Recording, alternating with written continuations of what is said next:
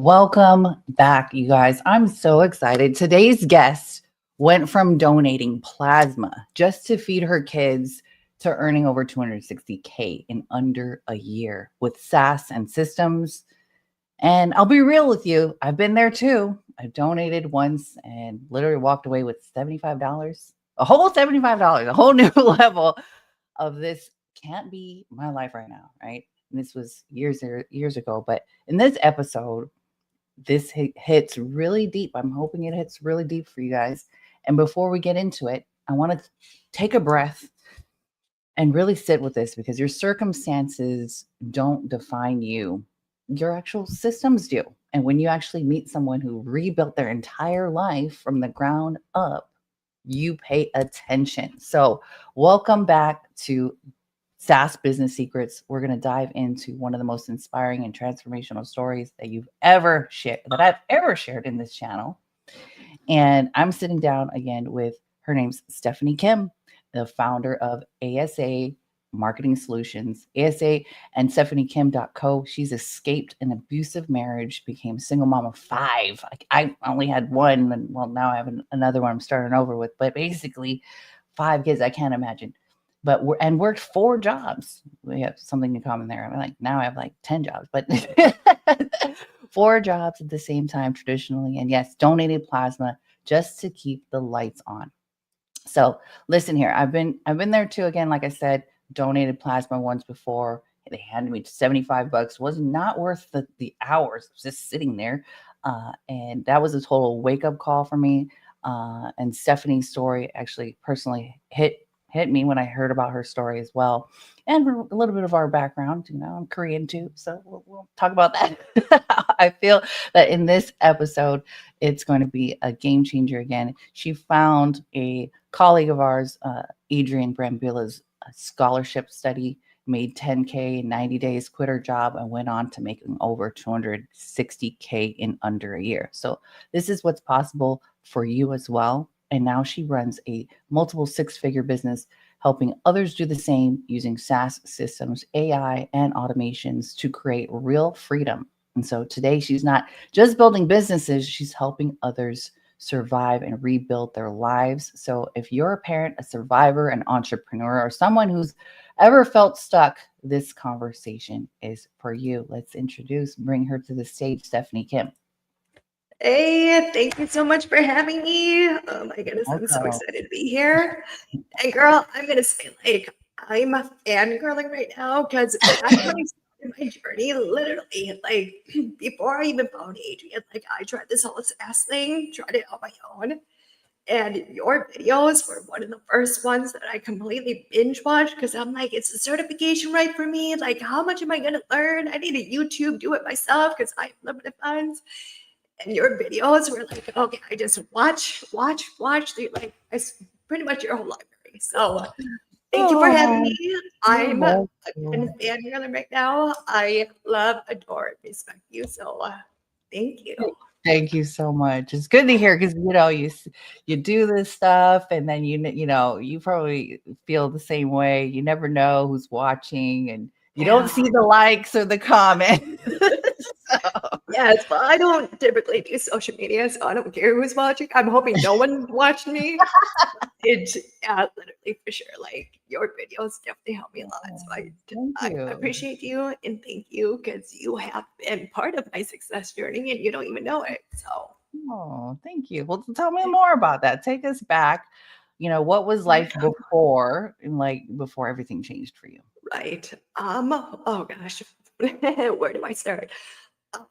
So yeah, I mean, you kind of touched on it. There was a period in my life where right after my divorce, it was a financially dependent relationship. And because of the abuse was just getting too much to handle, I had to work 4 jobs to survive for me and my kids. And within that 4 jobs, I had to squeeze in plasma donations where I could. So, it was pretty intense there in regards to just lack of sleep and lack of motivation, deep depression, didn't want to get out of bed. But you have no choice because you have to keep the lights on. You have to, survive for your kids. So within that time is when I'm like,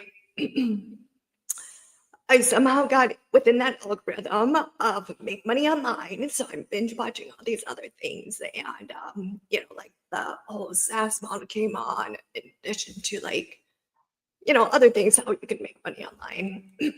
And I tried it for like 2 years. And I was just sucking more money into it because I'm trying to get that shortcut of, investing into courses and into mentors and coaches, and that wasn't working. And then I ended up finding my corporate job, so I kind of, pushed the pedals back a little bit. But and then within that time is when I found Adrian, and he did the scholarship program.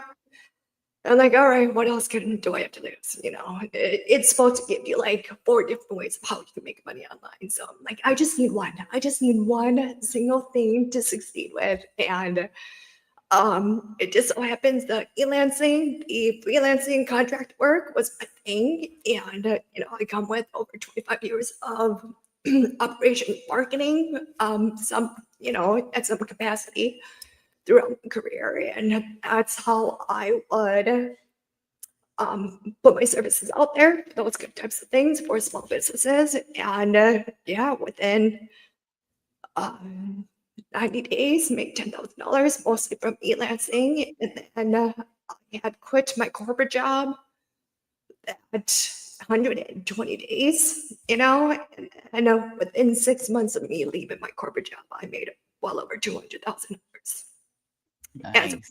freelancer. So yeah, that's only been 2 years ago now. So it's been crazy. Awesome. Yeah. It's so amazing. It's the best time right now. I mean, after COVID, especially too, it's like everything just changed for me. Typically, it's like even more. It's just there's a whole demand. This is like It the is.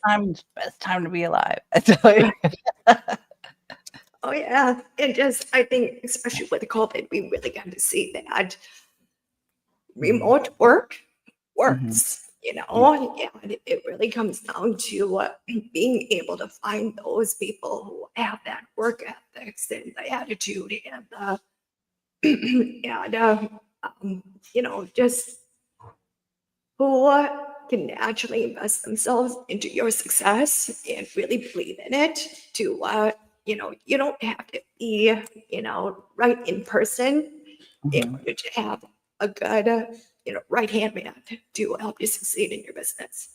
And I Mhm. think COVID had really like professed that you can make it work without having someone in the office to help you make things work.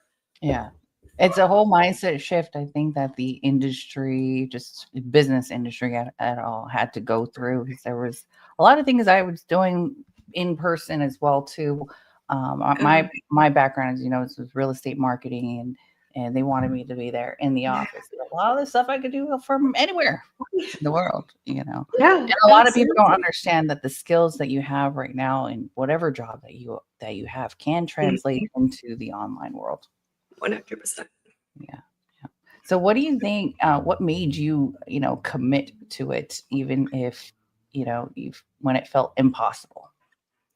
My kids, I mean, I had no other choice. It's either grind it and hate my life and hate my situation and continue on with that, or have it within my power to change. And it's not more of a mindset thing, And I still hear from some of my students, which I've gone on to do more mentorship and more coaching. And it just excuse after excuse. It's like, you know what? It comes down to it's either your wants, your desires, your whys. You either put that above your excuses, or you're going to succumb to your excuses and just keep on failing. Yeah. It's a choice that you're making to be defeated or overcome. Oh, wow. I know I love it. that. I have a Yeah, lot of stuff like that. I had a conversation with, it was actually kind of crazy. This guy booked a call with me. And then I have this weird thing where like I recognize people's faces.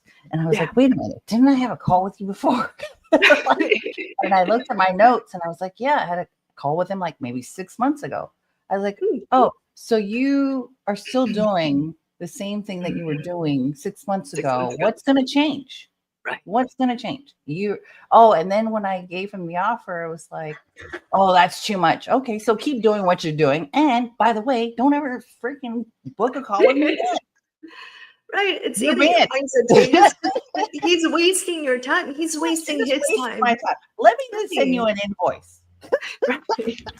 As you should. Exactly. If you're going to book with me, pay up front. Yes, exactly. And you know what? Quite honestly, I do that too, especially like first consultation is free. Let's talk about it. Let's have a needs assessment. That's how I started. We have a needs assessment. We assess what your bottlenecks are, your pain points are.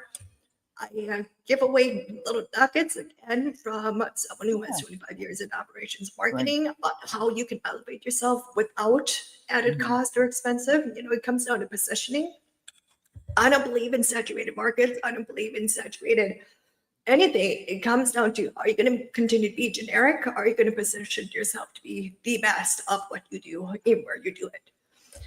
So they can take those little nuggets if they want, but if they come back and then again go 6 months without retaining my services and then schedule another call, it's like, okay, here's my paid call now.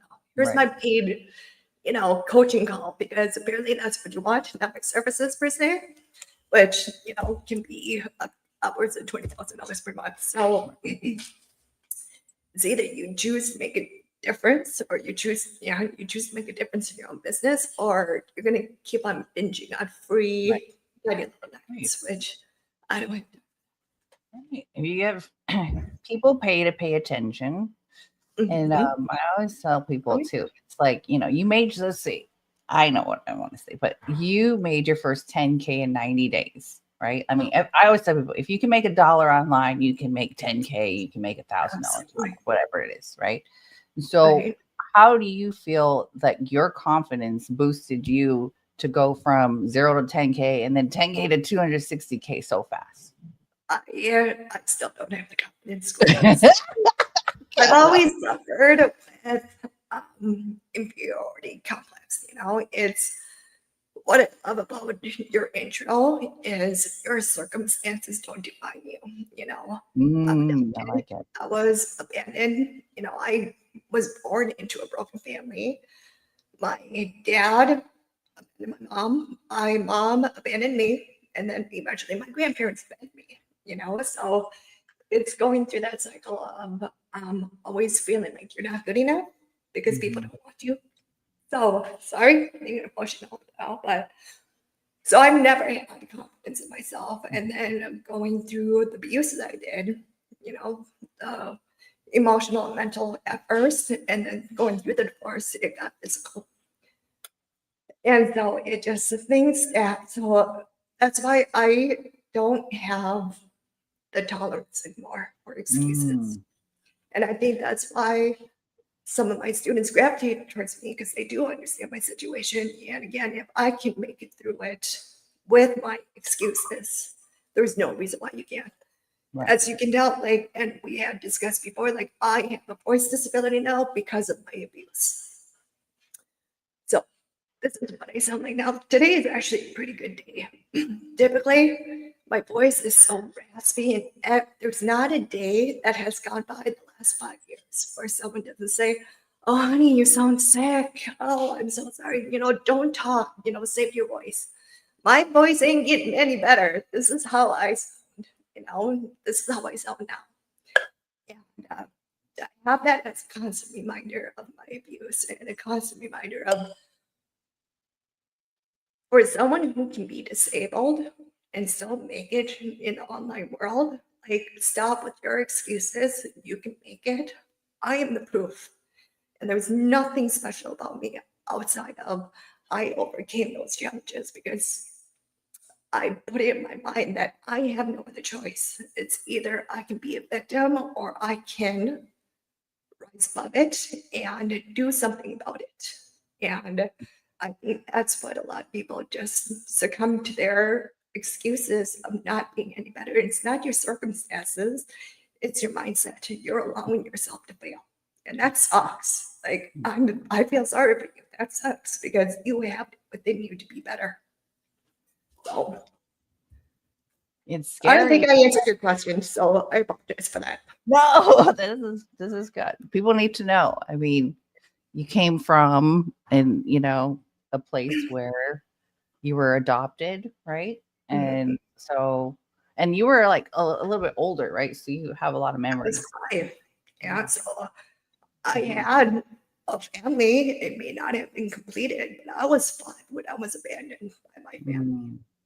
So, so then I was put into an orphanage.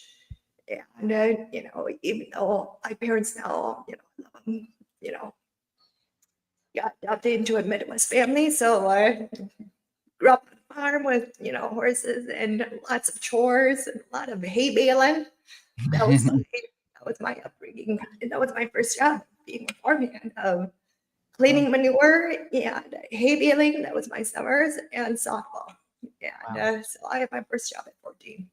Nice. Yeah, mine was not so difficult. You got the discipline there. My first job Yeah.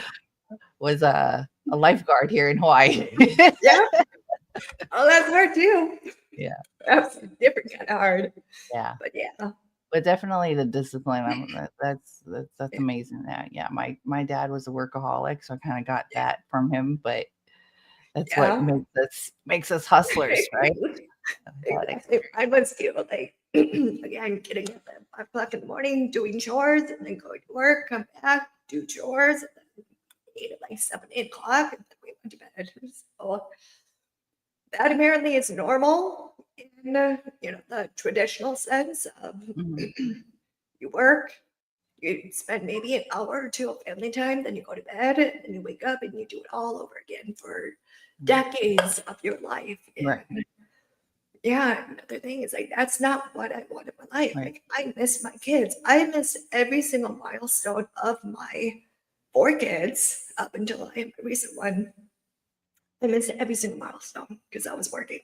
Yeah, me too. So, yeah, it's like my oldest is. Well, you said your oldest is like 24 minus. Yeah, 23. he's 24 now. But when so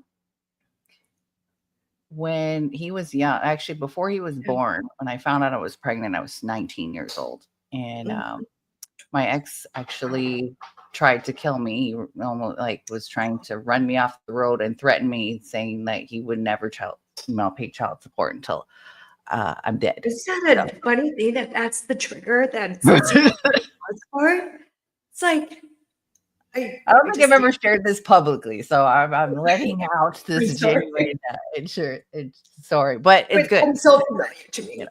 Yeah. So, so I raised him all by myself, and it's just, I forgot what you said that triggered me to say that. But basically, I worked really hard to take care of, and the milestones. I missed all the milestones with him because I had to take him to a babysitter at 5 a.m, going to work to get there on time. And then, so he had before school care and after school care. And I missed his first steps, missed everything, all the things, so I can relate to that too. But, oh my goodness, I couldn't imagine 4 kids. I had just 1 at the time, and that's crazy. Yeah. Well, but they've seen us work so hard now, and I think that they can appreciate it at that, now. Maybe not at the time. You hope so. Fingers crossed. You hope so. Yeah. Oh, sometimes I'll say that sometimes they're so bratty. It's like, do you know what I went through to have this and do this and have the sports? Maybe we should go back and remind you that Mama had to work 4 jobs and you didn't get to see her at all, so you could have this. But I think kids will grow up. I think they will have that core memory of looking back and Mom didn't work right now. So. Right. So now that I have a daughter, it's 9, and I'm doing it again. But she also has a whole different me, whole different mom, a whole different experience, because now I've learned, how to work smarter and not harder. So. But let's talk about that traditional mindset, like where you were going with that. Our background of, getting up at 5 in the morning and doing the chores and doing all that things, right? Or the 9 to 5, work the corporate job until you get the gold watch. That's not a thing anymore. Yeah. It was, and I thought that's what I wanted. That's what my parents had always professed. It's like, oh, get a good corporate job. It's nice, and even like get a good government job because Government job, yeah. and and even with my corporate job, and I was working like 60, 70-hour weeks, not 40-hour weeks, because. And maybe it's just a natural workaholic, like you said. Like my dad was also a workaholic, and that's probably where I get it from, because it comes down to like just I love check marking like all my accomplishments for the day. Like I can't sit still. I can't lay in bed and just read a book. Like I need to do something. Yeah, I know. Me too. It's like I feel so lazy if I don't do something. But. Yes, I thought that's what when I got my corporate job again, I'm like, okay, just gonna put my head down and just work really hard and be recognized for all my stuff, and doing all that stuff and going up and beyond. Because again, I never felt like I was good enough. So I worked really hard to make myself feel like I was good enough. And to do that, working 67 hours per week was just natural for me to do. But then I realized that's really not natural. And that's more of like you're burning yourself out for someone else's profit. Right. You're building someone else's dreams. Exactly. And I think when I, taking Adrian's course and really kind of being slapped in the face with that reality of I'm working this much for this one person, when I can work half that amount and have 12 clients and 5 times my income. It's like, what am I doing working for one person when I can have multiple and not burn myself out? Or if I do burn myself out, it's because I'm making a lot of freaking money. Like, I have no because you enjoy it and that it's fun. Yes, it is. But and it doesn't even feel like it's work, No, because like I said, it's like a sense of accomplishment. Like it's not just getting like this one report out. I get multiple reports out for multiple clients that pay me multiple stacks of income. So like there's no longer a ceiling or a cap of what you can make because someone else determines that worth for you. You determine your own worth now when you become independent or become your own business or whatever. Yeah, and you get to pick and choose who you want to work with. And like I fired clients. It is such a good feeling to not be on that side of the fence. Like, walking on eggshells or like not, doing something and feeling like you're going to get fired. No, like you have the power to fire clients that are a pain in the butt. Right. Or, you just can choose not to work with someone even before they become clients because you have that power now. Exactly. Yeah. It's kind of cool. Yes, it is. It's so cool. And I feel like it's so parallel with relationships, right? So now you have the power of not fucking dealing with, some a-hole. And now it's both ways, business relationships and personal relationships. Yes. You can like cut them off. Next. I don't have to deal with this. I don't have to deal with you. And the minute that happened, there's several times in my business relationships where I was like, okay, we're done. And then the next thing you know, I'm replacing it twice as much where I let them go. Yeah. Oh, absolutely. But when I first started, and I'm sure most people do, you're compromising on your prices when you begin because you have no credibility, you have no online presence, so you got to compromise somewhere. Yeah, and as I got more credibility and got more testimonials and reviews, I was able to, at a certain point, let go of all my low-paying clients who demanded more work but paid the least amount. And again, it's like, it's either increase my wages or, here's a list of a couple other, virtual assistants, for examples. I can do the work that are credible, and if you want to save your penny, then go with them, because it's either you have a higher quality of work or per hour is more important to you, so you can pay per hour for these people. Right. That was totally my, I didn't even know what I was doing, but I was totally doing that in the beginning. I would be like, okay, you know what? It'll cost this much. And I was basically arbitraging my skills. Even though I couldn't do it, I let me just go find someone else who could do it better and faster than me and for less money. And I'll just take a cut basically. So I charge someone $50 for something, but I could find someone on Fiverr for $10 to do it. Oh, yeah. Why not? Right. Arbitrage. Smart strategy.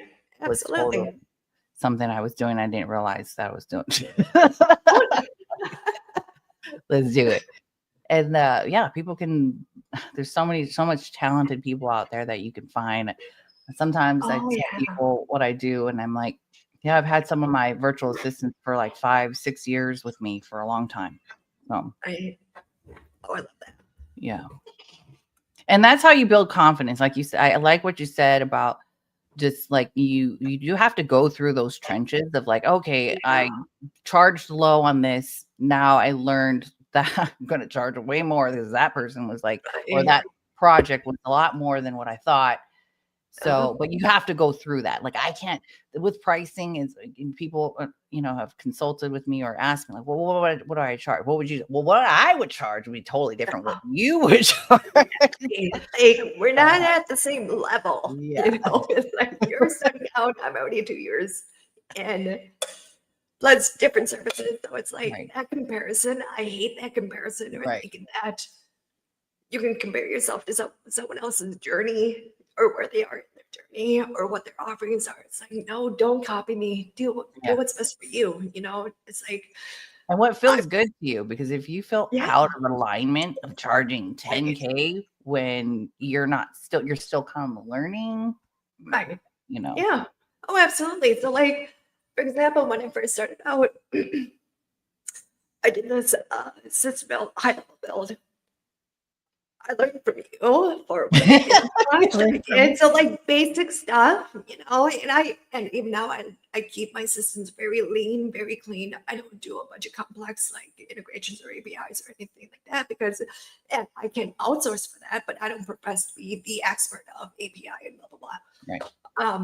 But I had a client who hired me, and I'm I'm not a dev, I'm not an expert at this, and he's you're saving me time to figure out myself. Neither am I. So if you can figure it out, I'll pay you for it. So $52 an hour. Yeah. Now I can do a complete system build, white label at $12,000, and it takes me 2 weeks. Nice. So I get paid $12,000 for fractional time, and I draw it out to 2 weeks. I mean, I can literally get it done in three days. So again, it's you have to experience and go through things to develop your skills and keep on getting bigger. And that's when you can start charging more, because, again, that's how you become an expert, is by doing it. At least that's my belief. Yeah. Even all my clients, I have doctor clients, and they don't even ask me what my credentials are. They don't ask me what my degree is. They don't, that never comes up as part of the conversation in our discovery calls or our needs assessment calls. They tell me what the pain points are. I tell them what I would do if they did hire me, and they typically end up hiring me after the call. So those are things that you learn as you go through and experience these things, because then you learn how to speak with people instead of trying to pitch them. Exactly. I'm horrible at sales. I'm not good at sales at all, but I'm good at conversation. Yes. So it's simply a conversation. Simply is conversation and assisting people to make a decision. And being naturally and authentically interested in what they have going on in their business, what they have going on in their lives, where you feel like you want to help them, and you want to make their business better. And if you don't have an interest, it's in your power.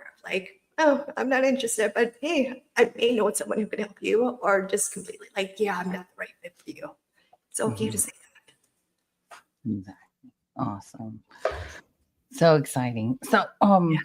let's talk about like your agency services. How do you, some of those people are starting out right now, and Yeah. like where do people find you to get your Yeah, service? well, it's I do have three different parts of my business. So it's either strictly the software, which is ASA Solutions Mhm. US.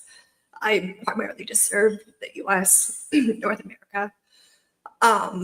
And then I have ASA Marketing Solutions, which is my marketing team. So it's either you can hire me to manage your systems, whether it's high level or Salesforce or HubSpot or whatever tech stack you have. Because again, with my 25 years of experience in corporate, I have a lot of enterprise system experience as well. So I can do a lot of integrations there. But also from the standpoint of someone in marketing who can help with positioning and how to reach your target audience. And again, using systems so you don't lose out on those leads and can convert them naturally versus having manual people follow up with them, which again is very tedious and just super risky that someone's going to drop the ball. So that's Right. why automation is the way to go. I'm sorry. No, AI is not going to dominate the world, but you can definitely enhance your business with Well, very using. simple things Yeah, that make huge difference. I was looking right. into a new client's systems, and it was like, oh man, you're missing leads. The Right. simply just connecting one thing, push of one button Mhm. for me just helped you double your income. Oh, 100%. I know. I had this rougher. He's a one-man team. He has, six people under him, but he's on site doing these. So he's missing phone calls. He'll reply to them 5 hours later when he's off the site or he's on his lunch break. But at that time, more than likely it's already gone. Right. And so we're doing an audit. So you would miss like 6 calls a week, you know. On average, it's like $8 to $12,000 for Wow. a job, Speed to and lead. Speed to that's lead. not including the cost of materials, which again, the homeowner covers cost of materials as well. So it's like 6 figures you're leaving on the table per month Mm-hmm. because you're not answering, Right. because you don't have something to answer those phone calls Right. or just automate a text message back saying, "Hey, sorry, Mr. Call. What can I help you with?" And then Exactly. having an actual conversation with AI, just pick up that call. Mhm. Yeah, It's it's so and with the cool. texting world, it's you're more likely to Mhm. stop and not go to the next, the competitor if you're getting a text Right. saying, "Hey, Oh, we're out and you'll exactly. have to go out." Yeah, Yeah. a lot of people don't like that awkward forward conversation, Mhm. especially for me, for example. Like, I would rather text, even though I hate texting too. But it's a good alternative to the current situation. But like, yeah, if I tend to like just ignore calls and I'll reply even through text if I don't have my automations on because I usually don't have my automations, but I'm actually working. But yeah, to be just able to reply back like, "Hey, I saw I missed your call. I apologize. I've been in a meeting. What's going on? How can I help you?" Yeah, yeah, it's just no leads left behind, and that Yeah. just means more money in my pocket. So The opportunity is great. yeah. Several companies have been coming to me who their businesses Mhm. dropped from 5 million to 1 million in the last year. And Ooh, so this ooh, is no better time in the world to get on this. yeah. And as a beginner, I want to talk to the beginners out there because I get questions a lot like, okay, do I Yeah. need to learn all these things? I mean, yeah, yes. I mean, if you want to be in it, like, so I Mhm. like we have a lot in common where we have our own SaaS business, but we also do Mhm. consulting and things like that. And Right. so the opportunity, I feel like, to be able to make literally your own career, your own positioning, is what we've done here. So what would you say to someone Mhm. like that who's like, oh, I want to start a SaaS business and kind of have hands off? Do I really need to like learn this? Do I have to hire a team? Like, what would your Mhm. advice be? That's a good one because I actually do work with a of entrepreneurs who want to start a SaaS business, but they don't have an interest in really getting to know it. They just want to, they just know that the opportunity is there to make a lot of money out of it. Right. And yes, there's an opportunity to make a lot of money out of it, but I also do agree that you need to know exactly what you're selling, because that's how you can get scammed. That's how you can get taken advantage of. Right. And if something doesn't work right, well, your name is what's on the line, not the contractor that you're hiring to run your business. But yeah, I do have some.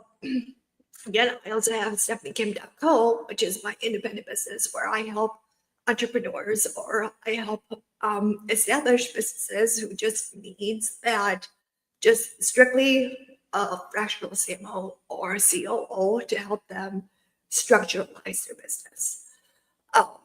So with that, I do have entrepreneurs who are like, okay, I hear a SaaS thing. Can you tell me more about it? Can I just hire you to run for me? So I help with the structural build.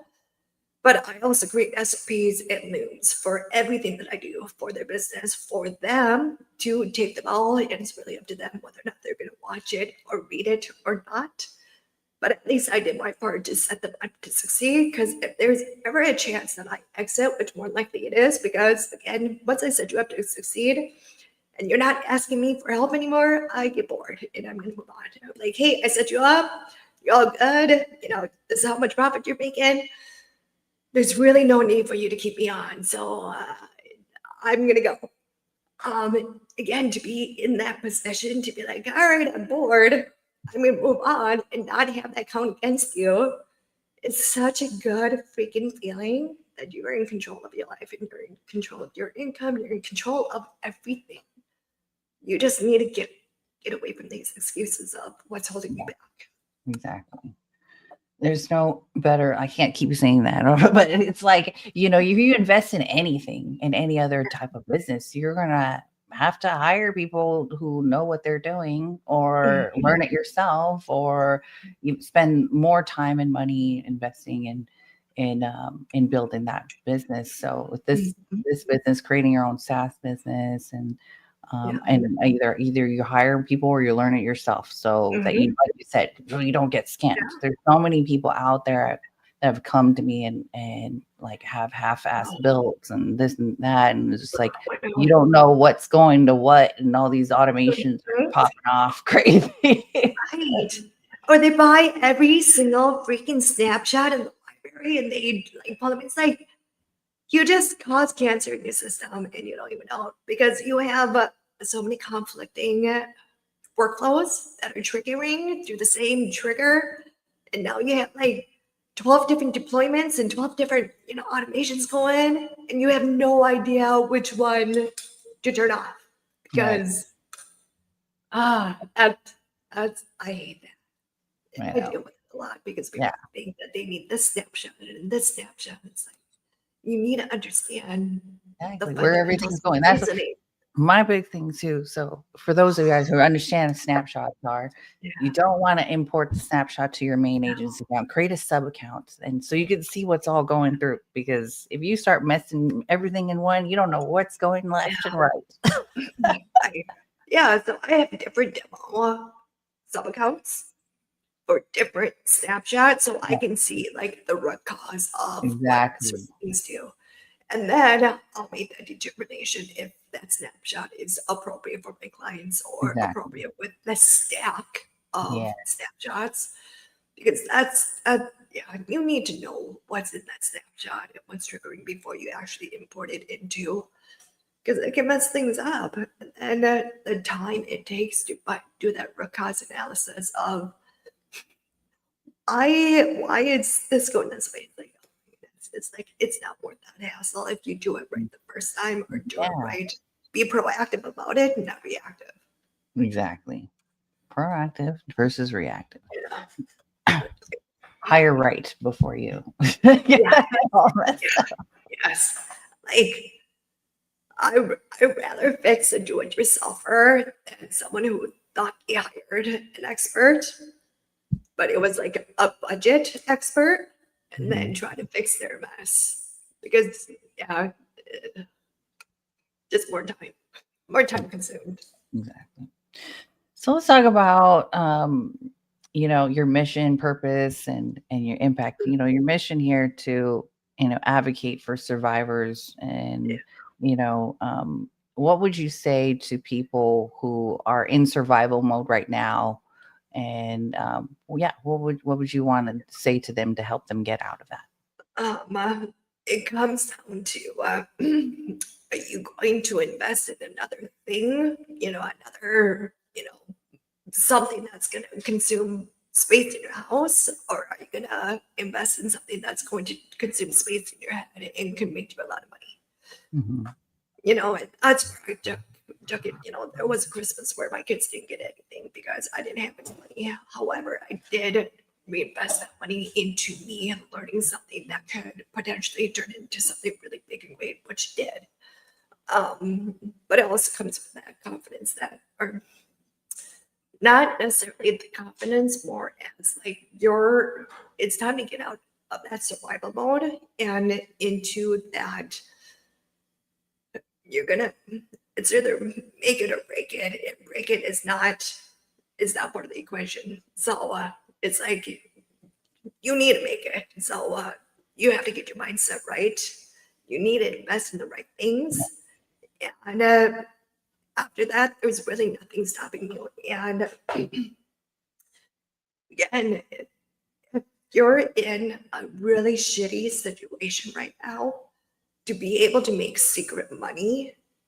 So when you're at that point where you have to make a decision of either continue to be abused or continue to put your life at risk, and then having the option and opportunity to get out, you'll have enough money stacked up to actually get out if you, again, like invest in yourself, invest in higher learning, and again, you have it in you to do something bigger and better. And no amount of excuse is big enough to keep you from that. Sometimes it may feel or seem like you're being selfish, but it's really about you putting yourself first for other people, because and your family, or who you want to do it for. It's like, be selfish enough to get yourself out of that situation. And even though you invest in I've invested in so many things, you still bring yourself with you. So that's why the mindset part is super important but there's a shift. Like when you invest in yourself too, it's like that moment, maybe even didn't even touch any coaching at all, but just the moment that you took that step to invest in yourself shifts everything. Right on. Absolutely. So there's absolutely no reason why. There's one reason why I did so well compared to everyone else, and that was my last 4 years of, again, working 4 jobs and having that experience and not wanting to ever do that again. Of burning myself out, not seeing my kids, having to donate plasma with my irrational fear of needles. Like, I still hate needles. I'm okay with them now, a lot better than what I used to, but I had to in order to have enough money to put a little bit aside and feed my kids. And, I mean, I had, 5 of us in a 2-bedroom apartment because that's all I could afford at the very most. But yet I was still making too much to get any type of government assistance. It was like I had to work 4 jobs to make it by, but yet I made too much to have any type of support. What a broken system. Oh my gosh. But that, again, circumstances put me in a place where I never want to do that again. Yeah. Don't put your hand in the fire again. That's what to you. What do you think the biggest misconception people have about rebuilding after trauma? That it's going to be a hard and long journey, and it actually wasn't, and I think it wasn't so long because I took action every single day. I didn't give up. I did something to, again, unfortunately, it is reality. Social media, certainly helps get your name out there. And, and it's not like I danced on TikTok or anything like that, but I did start posting more and, just try to build some credibility online, because obviously if I'm going to have a online business, online presence, whatever, people are going to look for you and search for you and see like, hey, is this person legit or not? I don't know, because I can't find anything on them. Right. You don't have a website, you don't have nothing. And I hate social media. It's such a time suck. I just hate it. But now I have, VAs who does it for me. Mm-hmm. So, but yeah, I think the common misconception is like, oh, it's going to be so hard and it's going to, I don't have the time. And make the freaking time. Yeah, we all have about your life. hours. Make the freaking time. Make the time. And you don't have to put yourself out there. Right. You can still do faceless stuff or, whatever.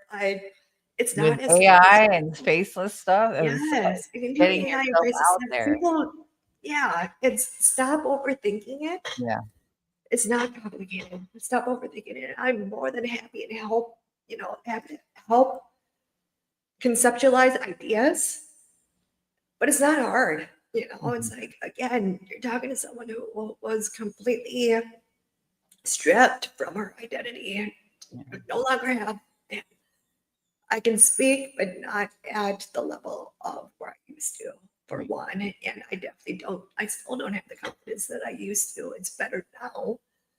But again, things are better now because of what I went through and that the journey that I kept on walking, instead of giving up and throwing my hands up and be like, oh, I can't have a job, so I'm just gonna be a pencil pusher at a desk for a corporation that tells me that my worth is $30,000 a year. That's all I can do, because I can't talk to people. And that was actually the biggest shift. Is I came back from maternity leave for my new corporate job, and it's like once they realized my voice wasn't the cold, it was actually my voice.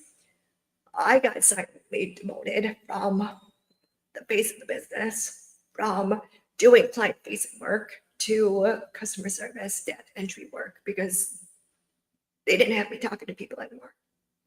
So, again, at the mercy of someone else's determination of your worth. That was my breaking point when it came to corporate.